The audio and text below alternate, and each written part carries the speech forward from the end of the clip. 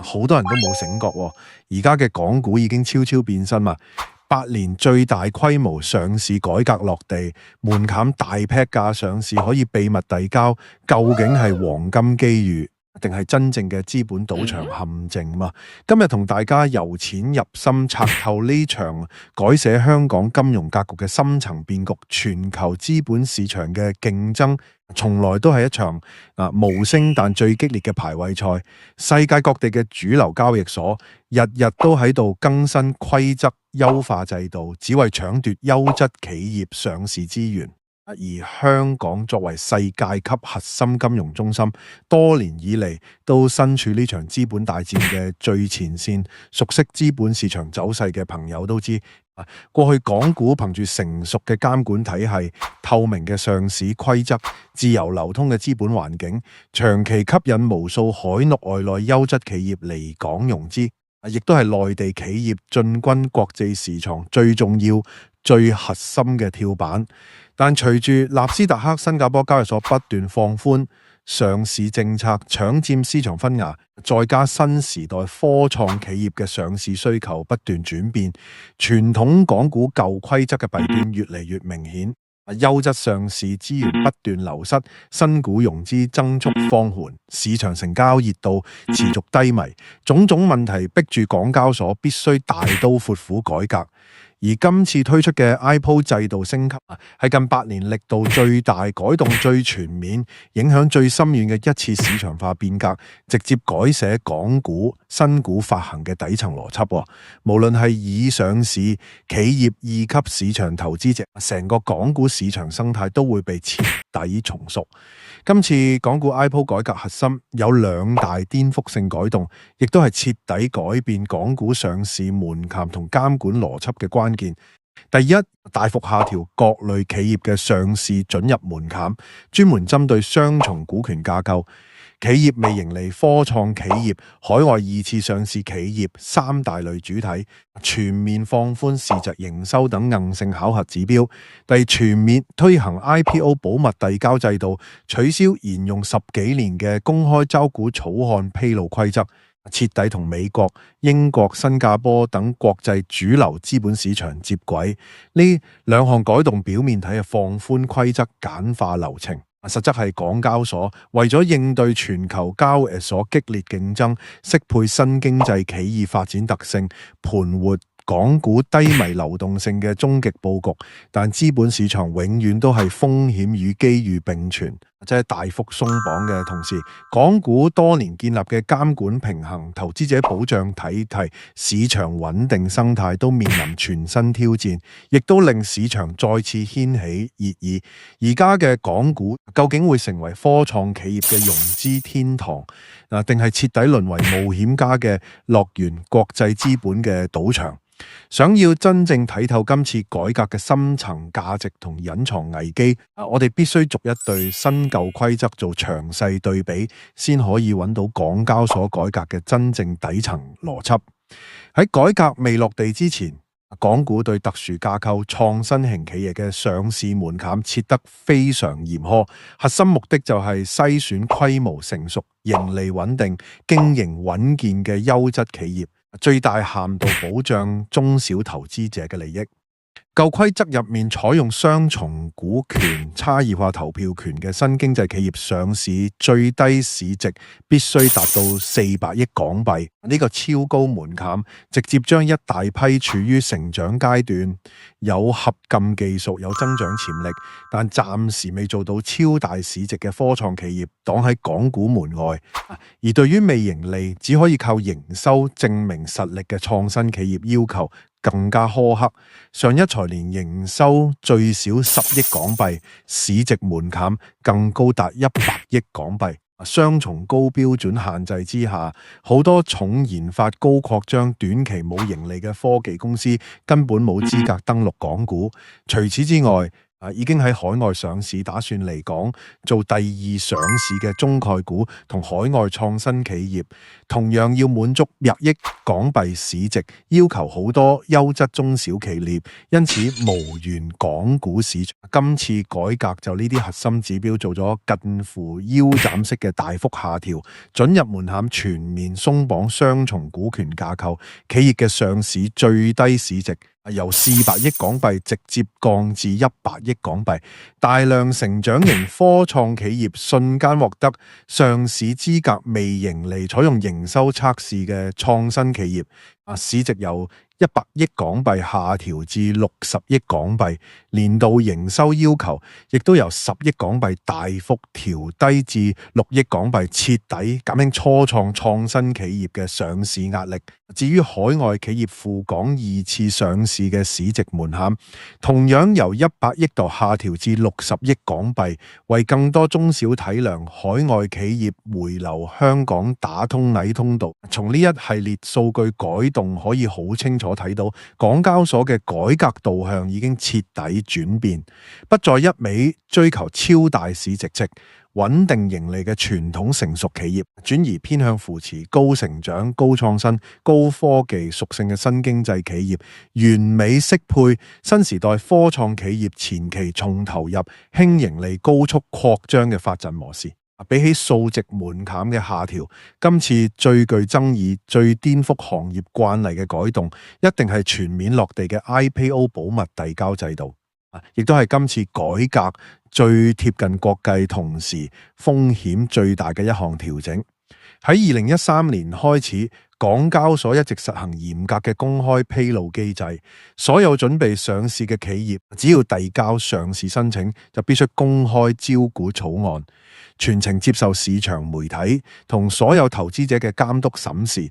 呢套機制運行10幾年，為港股搭建咗公開透明規範嘅上市體系。企業嘅上市申請資料、財務數據、經營瑕疵、合規問題，全部透明公開。就算企業最終被監管駁回上市申請，相關記錄都會永久留存，形成一道堅固嘅市場防火牆，有效杜絕問題。企業渾水摸魚、違規上市嘅情況，都係港股一直以嚟深得機構投資者信任嘅核心原因。但係全新嘅保密遞交制度徹底推翻咗呢套沿用多年嘅規則，新規寫明，所有港股 IPO 新申請人遞交上市申請時，可以全程保密。喺審核階段，完全唔使向公眾披露任何招股資料同企業信息。企業只需要喺港交所審核到啦，通過確定即將掛牌上市嘅最後階段，先至需要對外公開核心上市資料。呢個改動令港股上市流程全面對標美股、英股、新加坡股市，係港交所提升國際化、市場化水平嘅重要基礎。港交所高層接受媒體採訪時都明確表示，今次制度升級係香港上市制度發展嘅重要里程碑。一方面可以通過放寬准入、優化申報流程，吸引全球更多優質創新企業選擇香港做上市地，除咗引持監管機構監察高資產攻擊。另一方面，亦可以通過精細化規則調控，維持香港資本市個降記減交之數，監管標準做多放寬準入，任上間平衡。從市場正面角度嚟睇，今次全方位改革確實係港交所應對全球資本競爭內卷嘅必然操作。近年世界各地交易所嘅競爭已經去到白熱化，美股納斯達克憑住寬鬆嘅上市規則、成熟嘅新經濟服務體系，壟斷咗全球大部分頂尖科創企業上市資源。隨例引起監管機構限制，又打擊新加坡交易所，亦都靠靈活政策寬鬆監管，不斷忽略亞洲租公首次嘅上市需求。如果港股一直死受照顧、固步自封，只會不斷流失優質上市資源，喪失國際金融中心嘅核心競爭力嘅。改革落地之後，港股嘅市場包容性大幅提升，徹底打破咗過去重規模、輕成長、重盈利、輕創新嘅老舊格局。對於一眾科創企業、初創新經濟企業嚟講，更低嘅市值營收門檻，再加保密遞交模式，大幅降低咗企業上市嘅試錯成本。好多科創企業喺申報階段會遇到技術迭代、業務調整、業績波動等不確定問題。如果係公開申報，一旦上市失敗，不僅會貼上上市失利嘅負面標籤，仲會拖累品牌口碑後續融資，甚至會被競爭對手惡意針對打壓。而保密遞交機制完美規避咗呢啲問題，企業喺審核階段嘅所有瑕疵問題、駁回記錄都唔會對外公開，就算最終上市失敗，都唔會留下任何公開負面痕跡，大大提升咗全球創新企業申報港股上市嘅意願。專業金融機構嘅調研數據亦都充分證明咗改革嘅正面效果，打擊走資界紀錄啲。當年港股仙股市場一度大幅反彈，全年仙股融資總額創下階段性新高，仙股發行數量、枯屆細豆都實現大幅增長，徹底扭轉咗過往增速疲軟、資源流失嘅低迷局面。好多過去因為門檻不足無緣港股嘅 AI 科技高端製造、新興日有創新消費企業，紛紛將香港設為首選上市，地大量新經濟資產湧入港股，徹底改善咗港股過往過度依賴金融地產傳統行業嘅資產結構，保持咗新經濟資產稀缺嘅短板。瑞銀亞洲全球銀行業務副主席李振國曾經公開點評，港股今次制度改革有效彌補咗香港資本市場包容性不足嘅短板，特提升咗香港喺全球 IPO 市場嘅競爭力，未來會持續吸引全球各地嘅優質發行人，令香港成為全球創新企業最核心嘅上市融資陣地之一。除咗企業層面受益，今次改革亦都獲得咗行業權威機構嘅認可。香港會計師公會、澳洲會計師公會都表示 ，IPO 保密遞交制度有效解決咗傳統公開申報嘅諸多痛點。喺舊制度之下，做錯了延遲監管機構現在要打擊走資，創新企業申報上市時需要公開大量商業數據、背景、總策略等敏感信息，好容易被競爭對手竊取，利用造成商業優勢流失。除了延遲監管機構，甚至有打擊走資，甚至研發惡意競爭損害企業可怕權益，喺保密締交可以全方位保護企業商業機密，避免上市審核階段洩露核心經營信息，同時規避上市失敗帶嚟嘅品牌負面影響，能夠持續吸引更多創始人主導、高成長、高附加值嘅創新企業落戶港股。長期嚟講，能夠持續優化港股資產質量，激活市場整體活力。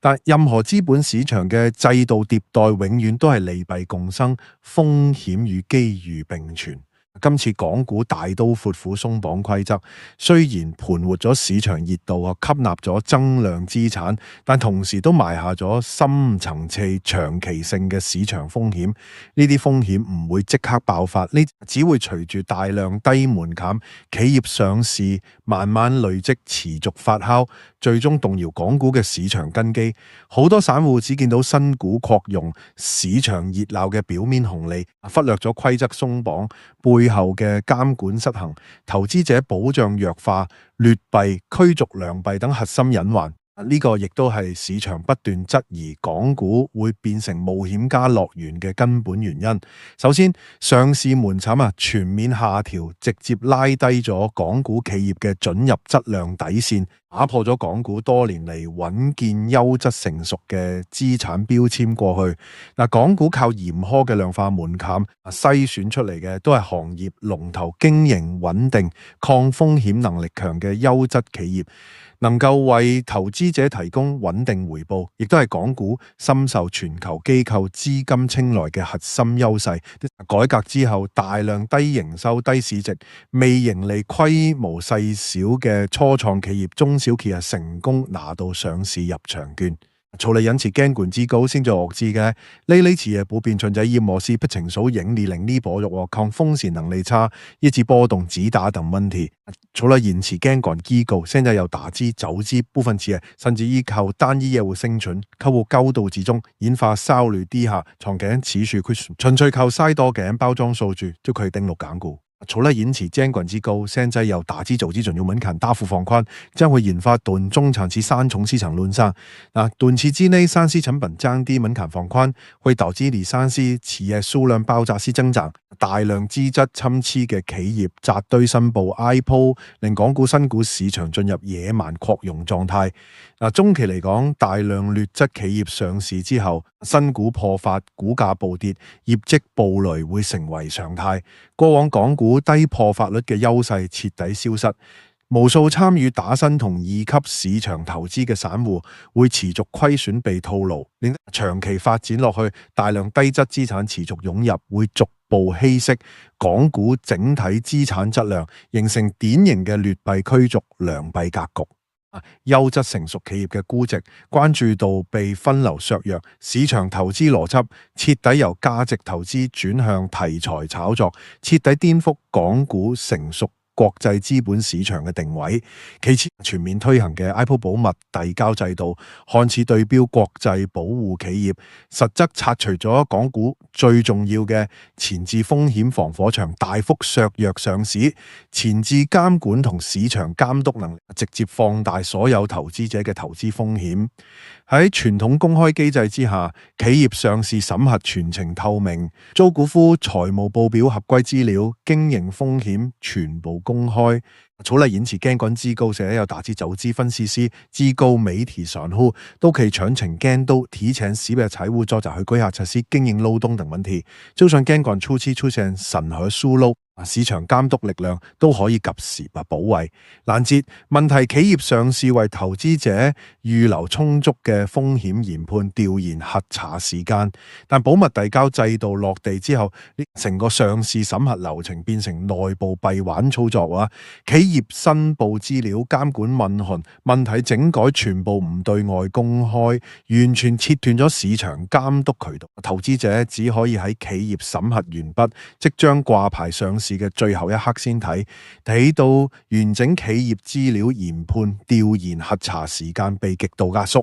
普通散戶根本冇時間深度分析財務數據、排查隱性風險，就算係專業機構研究員都難以喺短時間完成全面盡職調查，無法精準識別企業隱藏嘅財務漏洞同合規問題咧，就導致大量有隱性瑕疵、合規風險、經營隱患嘅企業可以悄無聲息通過審核登錄港股，處理延遲監管之高之爆之上市之後，風險集中爆發，股價崩盤一致暴雷。財務造假陸續出現，所有損失最終都有二級市場投資者承擔。好多朋友都會疑惑，美股、英股、新加坡股市都係實行保密遞交制度，點解人哋嘅市場可以穩定運行，唯獨港股會累積巨大風險？答案好簡單，看似一模一樣嘅制度，背後嘅監管體系、配套機制、市場生態完全唔同。單純照搬國際規則，冇配套體系支撐，只會出現水土不服，引發系統性風險。全球成熟市場嘅制度落地，永遠都係規則甩監管甩生態，三位一體單一規則複製，根本冇辦法複刻同等效果。呢個就係今次港股改革最隱蔽、最致命嘅隱患。我哋拿美股做對比，美股可以穩定運行保密上市制度，全靠4層完善嘅風險防火牆，層層兜底。一層係成熟嘅做空機制同第三方調研生態。美股有大量專業獨立嘅做空機構、調研團隊、行業分析師。除了因此監管之高，現在有打擊走資，就生送殺絕吹人周殺尖形嘅周價可回歸。短短幾日之內，就有上市做空報告曝光，知啲猜出平此夜換氣倒逼股價回歸合理。除了延遲監管機構先至係有打擊走資，廠裏跟上周價聲勢成為反觀港股呢，將係機構數量失守啊，免驚調研力量不足，缺乏常態化外部監督，根本冇辦法及時發現同制衡企業隱性風險。第二層係完善低成本嘅集體訴訟機制，美股擁有全球最成熟嘅投資者維權體系。除了件組織一旦上市公司出現虛假上市、財務造假、先施披露違規，投資者可以零成本發起集體訴訟，企業創始人、高管、中介機構會面臨巨額賠償同嚴厲處罰極高嘅違法成本，從根源杜絕咗違規上市動機。除了延遲監管機構，現在有達智組織感覺集體訴訟機制不完全，成本機構流程繁瑣，訴訟率低，散戶維權困難，企業違法會根本基地完全冇足夠法律震懾。第三層係嚴苛高效嘅監管執法力度。美國 SEC 嘅稽查處罰監管能力全球頂尖，對資本市場造假違規行為零容忍，不僅會開出巨額罰單，除了引致監管機構先追嘅相關人員終身真相力幾長。港股監管執法力度稽查效率，除法威懾力明顯偏弱。上市隱性違規，上市後業績暴雷，新係披露瑕疵嘅處罰力度偏輕，無法形成有效約束。第四層係成熟專業嘅市場研究生態。除了引持監管機構，先再有打擊走資。美股擁有海量獨立研究團隊同資深投資人，市場整體研判能力支持，可以快速甄別企業資質，識別市場風險，形成完善嘅市場篩選體系。而港股研究資源薄弱，大多依賴公開資訊，深度獨立調研嚴重不足，市場風險識別能力根本匹配唔上保密上市嘅監管需求，正正係四層核心防火牆全部缺失，令港股呢次質度改革變成咗風險敞口式升級。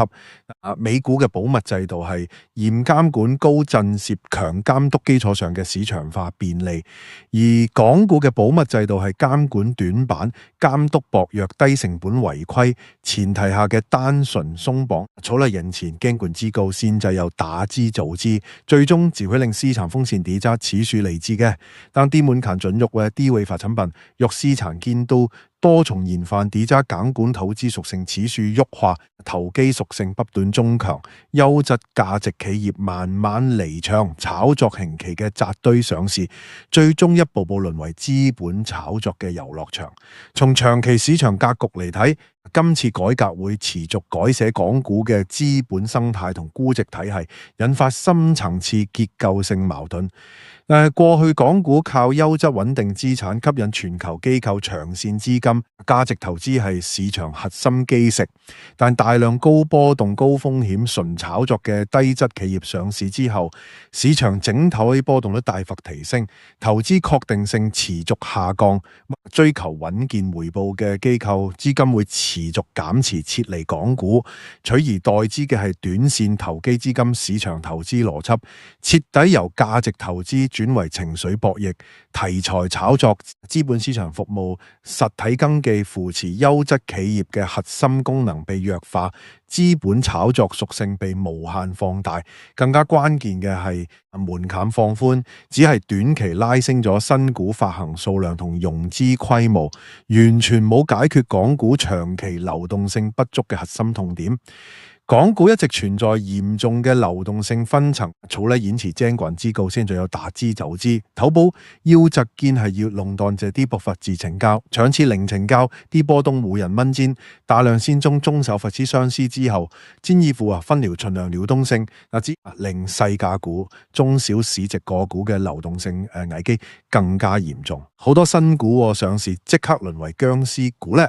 長期冇交易，估值持續低迷，完全達不到融資發展嘅目的，進一步拖累市場整體活力。當然我哋亦都唔可以全盤否定今次改革嘅積極意義。喺全球資本競爭白熱化嘅大環境之下，除了引持監管機構先仔要打擊走資，市售樓照規則慢慢邊緣化，出跌散市嗰次金融中心地位主動放寬，盡欲對標嗰次規則。確實可以彌補新經濟資產稀缺嘅短板，提升港股全球 IPO 競爭力，為市場注入長期增量活力。真正嘅問題唔係改革本身，而係改革節奏嚴重失衡，配套機制嚴重滯後，規則放寬嘅速度遠遠快過監管升級、生態完善、投資者保障體系優化嘅速度。呢種單向寬鬆嘅模式先係風險持續累積嘅核心根源。對於我哋普通散戶投資者嚟講，港股嘅投資邏輯已經徹底改寫。以前港股打新穩賺長線持有穩贏嘅時代已經徹底結束。新規則之下，港股新股博台定性暴增，個股風險全面升級。大家必須徹底摒棄舊有慣性思維，建立全新嘅風險研判體系。無論係參與新股新購定係二級市場投資，都唔可以單純依靠賽道、熱度市場、情緒跟風操作，必須認真核查企業上市資質、財務真實性、經營穩定性同合規記錄。主動甄別低門檻上市企業嘅隱性風險，遠離冇業績支撐、純概念炒作資質薄弱嘅中小新股。同時持續關注港交所後續監管升級措施，理性看待改革機遇同風險，拒絕盲目炒作堅守價值投資底線。站喺行業宏觀角度嚟睇，今次港股 IPO 改革只係資本市場迭代嘅起點，絕非終點。但係港交所都公開承認，今次改革只係階段性升級舉措，未來會持續推出配套優化政策，不斷完善監管體系、投資者保護機制同市場生態，保持而家嘅制度短板。港股未來可以唔可以擺脫賭場化風險，守住國際金融中心地位？關鍵唔在於門檻鬆綁、流程優化。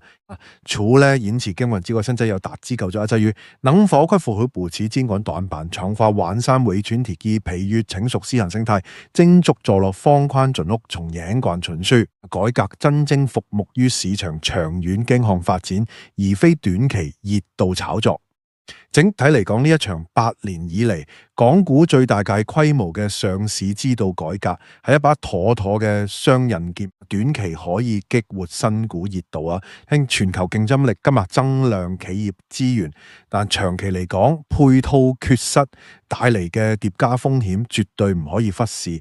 如果監管同市場生態遲遲未能跟進完善，港股嘅市場穩定性、公信力同投資價值都會持續受損。對於每一個資本市場參與者，讀懂呢次改革嘅底層邏輯機遇、紅利同深層風險，先可以喺全新市場格局入面規避風險，把握機遇，適配港股全新嘅投資生態。聽完我今次嘅深度拆解，相信大家都徹底睇明咗港股 IPO 改革嘅利弊同未來變局。歡迎大家喺評論區留言傾偈，